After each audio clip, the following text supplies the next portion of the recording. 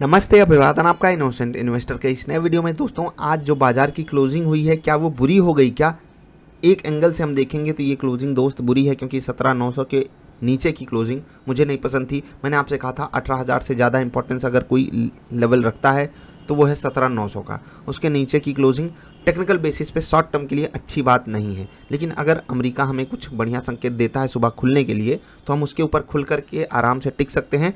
हम बहुत दूर भी नहीं हो गए हैं 17,900 से, इसलिए इस क्लोजिंग को आप बुरा मत मानिएगा। टेक्निकल, अगर आप सिर्फ टेक्निकल देखते हो तब तो ये आपके लिए बुरा है, लेकिन हमारे लिए कई सारे पैरामीटर्स और होते हैं, FII DIIs भी होते हैं, ग्लोबल मार्केट्स भी होती है। तो इन सबको देखते हुए इस क्लोजिंग को आप बुरा नहीं कह सकते। एक एंगल से ये क्लोजिंग आपको और बुरी लग सकती है, वो ये कि इससे पहले जब ऐसा हुआ था, एक बढ़िया ग्रीन कैंडल बने, उसके बाद एक ऐसी ही रेड कैंडल बन जाए जो कि यहाँ पर बनी है, एक ग्रीन कैंडल के बाद एक ठीक ठाक गिरावट के बाद एक ठीक ठाक गिरावट के बाद, तो क्या और बड़ी गिरावट यहाँ पर कंटिन्यू कर सकती है?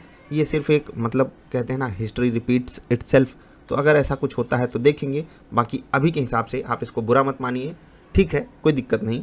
थोड़ी बहुत प्रॉफिट बुकिंग बनती थी, लेकिन धनतेरस के दिन थोड़ा सा गड़बड़ हुआ है मामला। स्टॉक्स जो है कुछ ज़्यादा ही मोमेंटम आज दिखा गए। चलिए जाने दीजिए। बाजार फ्लैट टू नेगेटिव बंद हुई है। 30-40 पॉइंट की नेगेटिविटी कुछ खास है नहीं।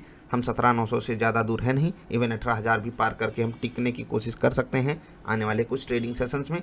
बस ग्लोबल मार्केट से थोड़ा सा नेगेटिव संकेत हमें ना मिले। चलिए बात कर लेते हैं बाजार के इंपॉर्टेंट लेवल्स की, जो हमने आपको सुझाए थे, क्योंकि बाजार आज सारा दिन एक रेंज में फंसी रही। और विथ प्राउड मैं आपको कह सकता हूँ, जब बाजार एक रेंज में फंसती है या बाजार रेंज पे ही ट्रेड करती है तो हमारे लेवल्स कमाल करते हैं। जहाँ पर बाजार क्लोजिंग है 17,888 का लेवल देख लीजिए। सारा दिन बाजार इसी के इर्द गिर्द घूमती रही, गिरी, यहीं पर सपोर्ट लेकर ऊपर गई, फिर से गिरी, यहीं पर सपोर्ट लेकर ऊपर गई, फिर से गिरी। अब आप कहोगे कि नहीं एग्जैक्ट हमको लेवल्स चाहिए, तो ज़्यादा समय बाजार ने कहाँ बिताया? 17,888 के ही आसपास, जिसको आप 17,890 भी बोल सकते हो। ऊपर गई और फिर लगभग क्लोजिंग भी वहीं पर हुई है जो हमने आपको एक बड़ा लेवल समझाया था। चलिए, ये हो गई क्लोजिंग। अब बात कर लेते हैं निफ्टी ट्रेडर सेटअप की।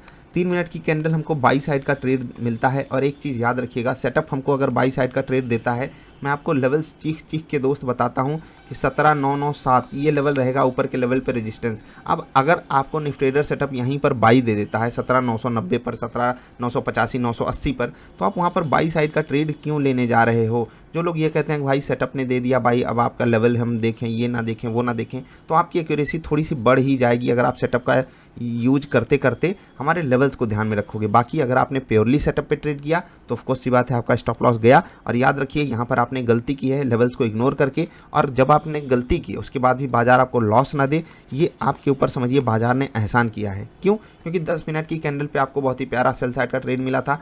लेवल्स के हिसाब से भी बहुत बढ़िया ट्रेड था, कोई दिक्कत थी नहीं। आपको जो पुट खरीदना था वो खरीदना था 17,900 का, और 17,900 की पुट खरीद के भी आपको बहुत बढ़िया, बहुत ही आसान तरीके से प्रॉफिट हो गया।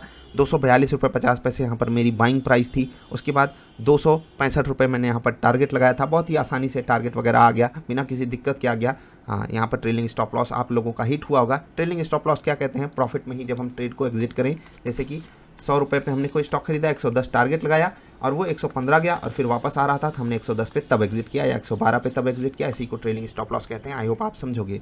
तो निफ्टी ट्रेडर सेटअप, अगर हम केवल सेटअप की बात करें, सिस्टम की बात करें, तो उसने हमको 3 मिनट की कैंडल पे बाई साइड का ट्रेड दिया जहाँ पर हमारा स्टॉप लॉस गया, और 10 मिनट की कैंडल पे हमें सेल साइड का ट्रेड दिया जहाँ पर हमें टारगेट मिला। ये जो बाई साइड का ट्रेड था हम कंप्लीटली अवॉइड भी कर सकते थे, क्योंकि हमने आपको लेवल बताया था 17,997 और उसी के थोड़ा सा नीचे ही आपको इसने बाई साइड का ट्रेड दिया था। तो जिन लोगों ने इस लेवल को फोकस करते हुए 3 मिनट की कैंडल पे आज बाई साइड का ट्रेड नहीं लिया, वो बड़े ही बढ़िया प्रॉफिट में बैठे होंगे। जो लोग ट्रेड लिए हैं वो कॉस्ट टू कॉस्ट होंगे, कोई दिक्कत नहीं, टेंशन लेने की ज़रूरत नहीं। आप सेटअप पे ट्रेड कर रहे हो, सेटअप आपको प्रॉफिटेबल बनाने के लिए समर्थ है, कोई दिक्कत नहीं है। बस आप लेवल्स पे अगर फोकस कर लोगे तो आपके लिए ज़्यादा बेटर रहेगा। निफ्टी ट्रेडर सेटअप से जुड़ी हुई कोई जानकारी आपको मिलेगी व्हाट्सएप पर, या फिर आप ईमेल कर दीजिए। हाँ, व्हाट्सएप पे रिस्पांस अभी थोड़ा सा लेट आ रहा है, तो आप सबसे हम माफ़ी चाहते हैं। अभी वहाँ पर थोड़ा सा वॉल्यूम बढ़ा हुआ है, पता है वॉल्यूम बढ़ता है तो ट्रांजेक्शन जो है रियल लाइफ में कम हो पाता है, स्टॉक मार्केट में ज़्यादा हो जाता है, समझ रहे हैं ना। चलिए अभी इतना ही। बात कर लेते हैं कुछ स्टॉक्स की। वेक्टर फूड के बारे में मैंने स्पेशल बात बोली है इससे पहले वाली वीडियो में, जरूर जाकर देखना, जरूर से जरूर देखना। Long term vector food, Devyani, Burger King, ये सब स्टॉक्स धूम धड़ाका कर रहे थे आज। देवयानी देख रहे, मतलब कहाँ भाग गया, 10% ऊपर क्लोजिंग दिया है और भी ऊपर ट्रेड कर रहा था। आज अपने ऑल टाइम हाइज के लेवल को इसने फिर से टच किया। बहुत बढ़िया लेवल पे हमने इसको पकड़ने की कोशिश की। वहाँ पर आपको बोला भी था कि इस स्टॉक को मैं बेचूंगा ही नहीं, नीचे मिल जाएगा, एवरेज करूंगा, और चलिए कोई बात नहीं, स्विंग ट्रेडिंग में प्रॉफिट बुक कर लिया था, नहीं बुक करना चाहिए था, मुझे ऐसा लग रहा है, क्योंकि ये जो डिप आई हमको लग रहा था कि एक बार कि हमने स्मार्ट काम किया है, लेकिन बाजार ने हमको यहाँ पर गलत प्रूफ किया। लेकिन गलत किस एंगल से प्रूफ किया कि हम एक बार खुद को सही मान रहे थे, क्योंकि हमने सही जगह पे खरीदारी करके स्विंग ट्रेडिंग वाला प्रॉफिट यहाँ पर बुक कर लिया। याद रखिएगा, मैं इस स्टॉक को कुछ क्वांटिटी होल्ड भी कर रहा हूँ, उसको तो मैं अभी ना बेचा हूँ ना बेचूंगा, लेकिन यहाँ पर जो बड़ी क्वांटिटी थी स्विंग ट्रेड वाली वो मैंने यहाँ पर प्रॉफिट बुकिंग के तौर पे की थी। टेलीग्राम पे आपको इन्फॉर्म भी किया था स्विंग ट्रेड कब दिया गया था, उसके लिए आप पुरानी वीडियोज़ को जाकर जरूर देखिएगा। देवयानी क्यों भागा? क्योंकि पियर्स भाग रहे थे, भागते हैं स्टॉक्स कभी कभी ऐसे ही भाग जाते हैं। चलिए बात कर लेते हैं टॉप मूवर्स की, क्योंकि आज बड़े इंडेक्सेस में कुछ खास हुआ नहीं, छोटे छोटे स्टॉक्स ने काफ़ी कारनामा किया। निफ्टी 50 में भागा कौन? Maruti, NTPC, Titan, State Bank, L and T. ठीक है, 1.5 से लेकर 2-2.25% तक की तेजी इन लोगों ने दिखाई। गिरावट में Tata steel, Grasim, JSW steel, Hindalco, HCL tech, ये सब 1.5 से लेकर 3-3.5% तक कमजोर थे। निफ्टी 50 के बाद निफ्टी नेक्स्ट 50 में अगर आप देखोगे भागने में बंधन बैंक शॉर्ट कवरिंग है, प्योरली शॉर्ट कवरिंग, वाह मज़ा आ रहा है। DLF, Chola finance, Piramal enterprises, bank of Baroda 3 से लेकर 7-7.5% तक की तेजी। गिरावट में पाई इंडस्ट्रीज 7% नीचे, हिंदुस्तान पेट्रोलियम 3.25% नीचे, जिंदाल स्टील 2.5% नीचे, एनएमडीसी 2.5% नीचे, नौकरी 2.5% नीचे। निफ्टी मिड कैप में गिरावट वाले पहले देखिए, Aarti Industries, Voltas, Alkem Laboratories, Bharat Forge और आईआरसीटीसी 1 से लेकर 3% तक कमजोर। भागने में श्रीराम ट्रांसपोर्ट मतलब कितना भागेगा भाई, 11% ऊपर, वाह। फेडरल बैंक 4% ऊपर, कैनरा बैंक 4% ऊपर, टीवीएस मोटर 4% ऊपर, बैंक ऑफ इंडिया 4% ऊपर। झुंझुनवाला साहब ने बोला सरकारी बैंक खरीदेंगे, सरकारी बैंकों में आग लग गई। निफ्टी बैंक देखिए, आरबीएल बैंक 12% ऊपर, 12% ऊपर, बंधन बैंक 8% ऊपर, फेडरल बैंक 4% ऊपर, आईडीएफसी फर्स्ट बैंक 4%, 3.5% ऊपर, एयू स्मॉल फाइनेंस बैंक भी 3% ऊपर। गिरावट में इंडसइंड बैंक टूटा है भागने के बाद, ICICI bank, Kotak bank, PNB, HDFC bank ये सब नाम मात्र कमजोर थे।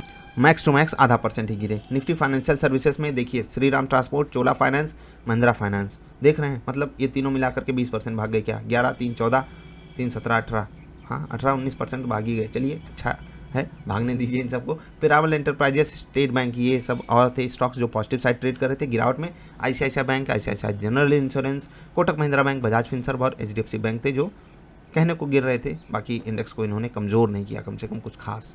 निफ्टी 50 ने सबको अंडर परफॉर्म किया है, किसके कारण? आपके प्यारे दुलारे कुछ स्टॉक्स के कारण, जैसे कि JSW steel, Grasim, Tata steel, पूरा मेटल सेक्टर आज प्रॉफिट बुकिंग का शिकार था। कोई बात नहीं, बाजार की क्लोजिंग बुरी नहीं है, एक एंगल से बुरी भी आपको लग सकती है, दूसरे एंगल से अच्छी भी लग सकती है, यानी कि कल मामला 50-50 का रहेगा बुल्स एंड बियर्स के फेवर में। Let's hope for the best, कि जिसके भी फेवर में हो हम प्रॉफिट कमा सकें। इन्वेस्टर घबराता नहीं है, ट्रेडर हमेशा स्टॉप लॉस के साथ रेडी रहता है। 1-2 कमेंट्स देख लेते हैं, फिर आपसे विदा लेंगे। आ जाओ comment. Happy Dhanteras sir, wish you a very very happy Diwali. Satish ji आपको भी बहुत बहुत शुभकामनाएं, एंजॉय कीजिए। धनतेरस स्पेशल वीडियो इससे जस्ट पहले अपलोडेड है, मस्ट वॉच, मतलब जाकर तुरंत देखिएगा उसको। ओम कौशिक ब्रो, अच्छा इनका नाम है ओम कौशिक, मस्त फैक्ट, बढ़िया नाम है। I am learning a lot from you, can't able to even explain how much. Thank you sir, thank you भाई, आपको भी बस ऐसे ही सीखते रहिए। हम कम कमाते हैं, गम नहीं कमाते हैं, याद रखिएगा।